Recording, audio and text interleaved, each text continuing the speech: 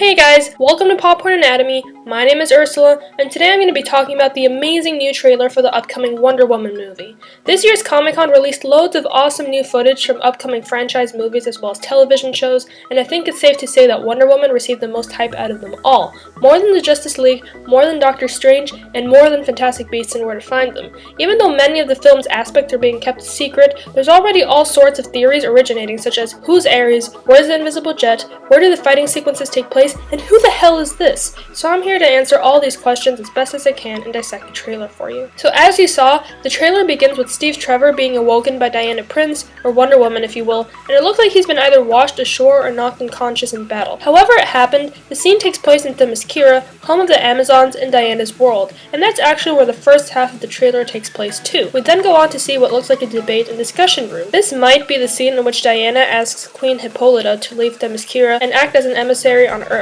Now, Queen Hippolyta is actually Diana's mother, and I'll get a little more into her backstory later, but she loves Diana very much, and is going to be the one to grant her permission to go to Earth.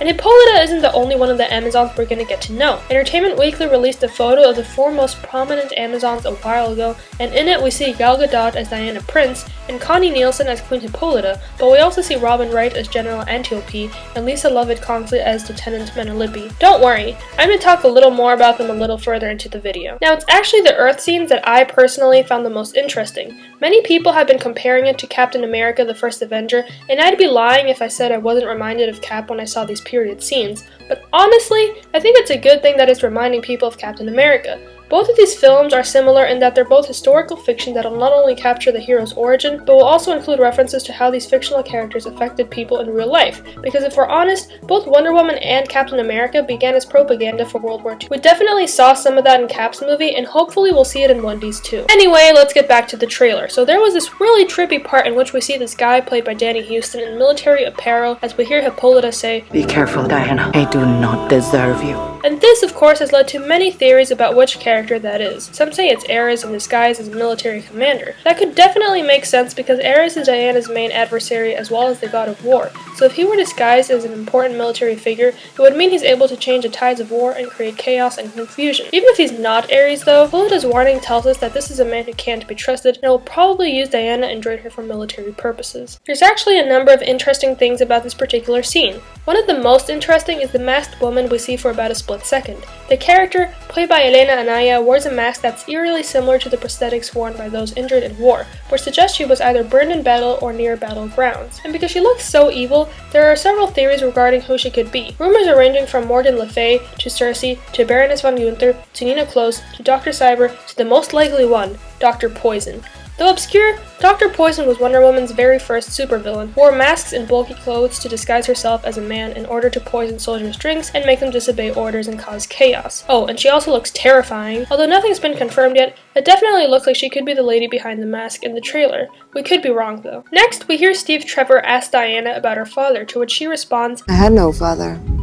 I was brought to life by Zeus." Originally, Diana's mother, Hippolyta, created Diana from clay because she wanted a daughter so badly, and this clay baby was brought to life by the entire Greek pantheon, not just Zeus. Then in the New 52, they changed her origin story a little bit so that she was Zeus's and Hippolyta's biological daughter. With the trailer implying that Diana was brought to life only by Zeus, it looks like she'll be getting an entirely new origin story. And if that's the case, then Diana's words would mean that A, she doesn't consider Zeus her father, or B, the truth was kept from her. Now back to General Antiope, the next scene of this trailer features her and a couple of other Amazons fighting some World War I era soldiers, and my guess is that this happens before Diana finds Steve on the shore.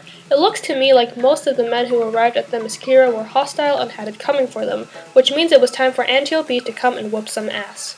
And finally, we see the best parts of this trailer, the badass fighting sequences. There's everything from explosions, to forest marathons, to World War I machinery, to Wonder Woman showing off her skills and weaponry. There's the lasso of truth, obviously, which is a gift from the Amazons that makes people, well, tell the truth, as well as a Captain America level badass shield, and a magical sword engraved with Greek writing. Then we see a new logo, which is the same as the old logo but made out of metal, and it's accompanied by the hero's very own theme music, which we already got a sneak peek at in Batman vs. Superman. And at the very end of the trailer, we finally get introduced to Etta Candy, Diana's famous and very chubby but also sassy sidekick. And that's pretty cool, because not only do we meet a character who, like Steve Trevor, is a classic in the comics, but we also see some more of Diana's fierce personality. Besides just being war propaganda, Wonder Woman has also always been sort of a feminist icon as well. Early renditions of her depicted instances against slut-shaming, and the hero herself has always proven that women can be as badass as men. So when she compares being a secretary to being enslaved, she's kind of speaking out against the treatment of women during the early 1900s. Women weren't expected to get jobs, and when they did, they were paid very little and often mistreated by their bosses and looked down upon by society. Of course, Steve Trevor isn't that type of guy, but he knows that this kind of stuff happens all the time to other people, and is therefore awkward when Diana makes the remark and Etta agrees with her. It's also one of the few funny moments in a trailer that's up to now been generally pretty dark. And that, ladies and gentlemen, was my breakdown of the new Wonder Woman trailer. If you like this video, please subscribe to Popcorn Anatomy, where I upload something new every week. You can also give this video a thumbs up and tell me below what you want me to talk about next. See you later!